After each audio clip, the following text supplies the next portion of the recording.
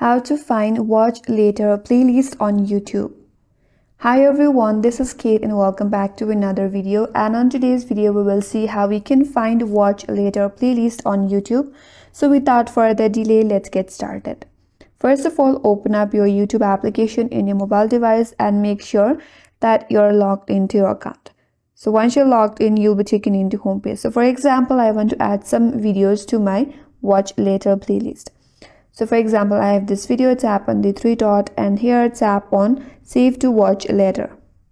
Now once you have added it to watch later, in order to find watch later playlist, tap on the profile icon at the bottom right corner.